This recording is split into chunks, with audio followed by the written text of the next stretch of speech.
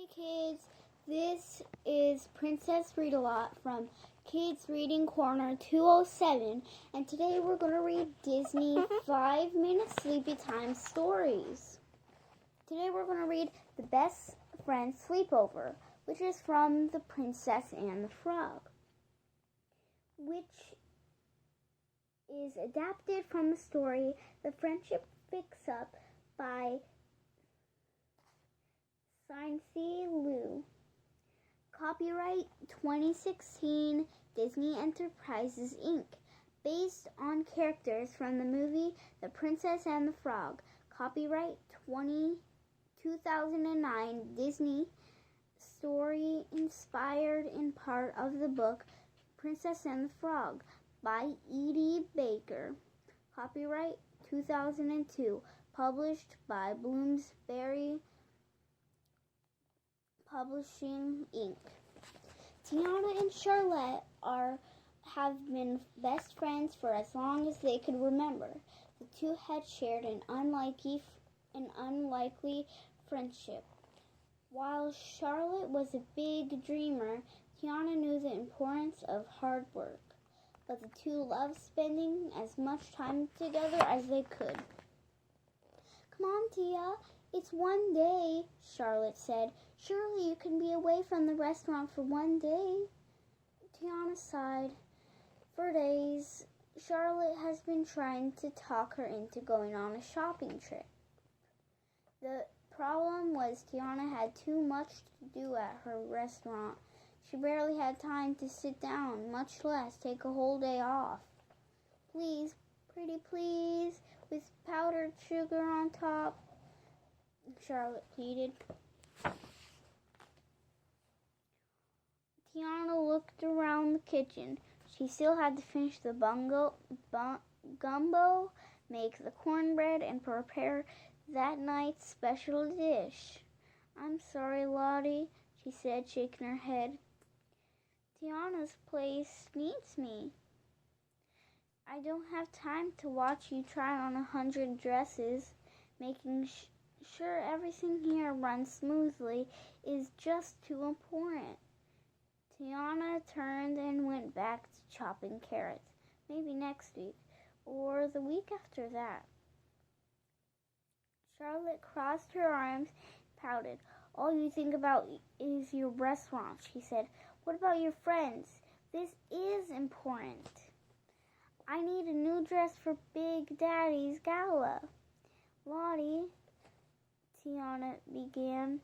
"I told you." "Fine," Charlotte said, cutting her off. "If that's how you feel, I'll go by myself. But see if I'm around the next time you need me." With a stomp, Charlotte turned around and stormed out of the kitchen, slamming the door behind her on her way out.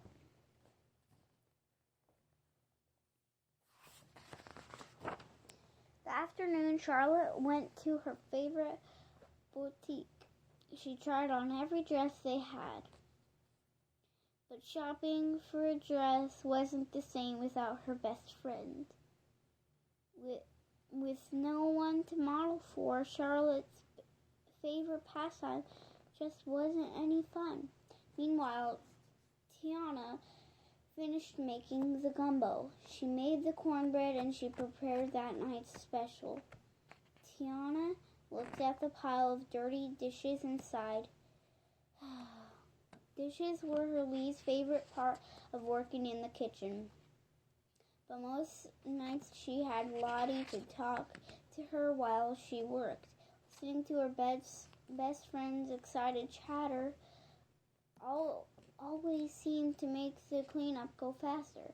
Without her, the job dragged on and on.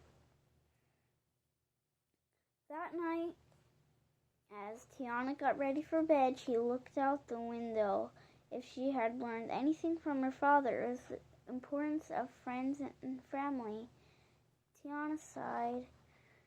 The restaurant was important, but not as important as Lottie. She knew she had to find a way to make up with her best friends. Over at LaBeouf Estate, Charlotte grumbled at and she complained, but most of all she missed Tatiana. Maybe she had taken things too far when she stormed out of Tiana's place. After all, the restaurant had been Tiana's dream for as long as Charlotte could remember, and making sure it ran smoothly was important. Lottie knew she had to find a way to make up with her best friend. The next morning, Tiana heard a noise coming from the kitchen. Then she smelled something burning. Flinging open the door, she found Charlotte standing over a pot of boiling oil and burned bayonet. "Lottie," Tiana said, "what are you doing?" Just then, Tiana noticed a tear sliding down Charlotte's cheek. "I just wanted to help," Charlotte explained. "I felt bad about yesterday and I thought maybe I could make it up to you, but now I've ruined everything."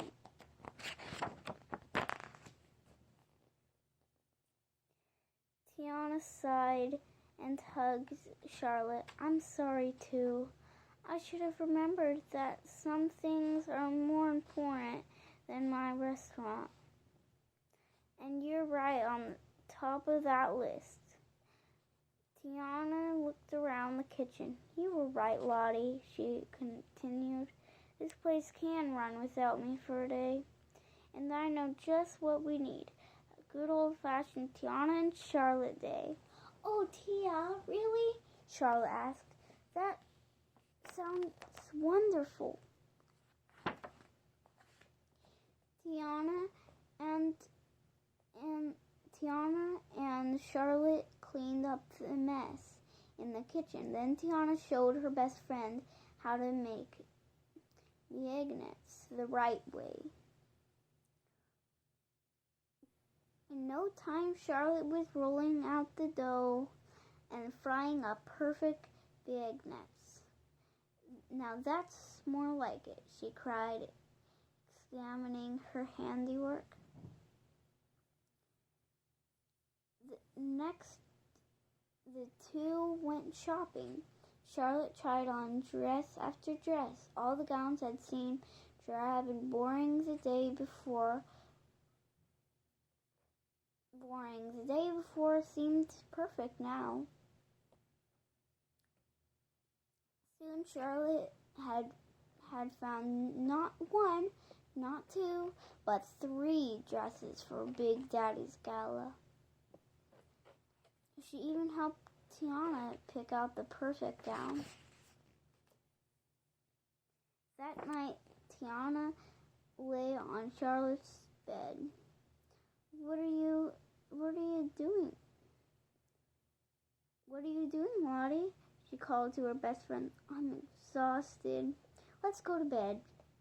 "I'm looking for," Charlotte began, then trailed off. "Where is it?" "Ah!" Charlotte poked her head out of the closet. "This," she said, holding up a book. Tiana smiled. It was the book her mother had read to them as children. "What a perfect way to end our day," she said. Charlotte nodded and scrambled onto the bed next to Tiana. Tiana opened the book, and the two snuggled up reading the bedtime story together. The end. Thank you for listening. Read lots.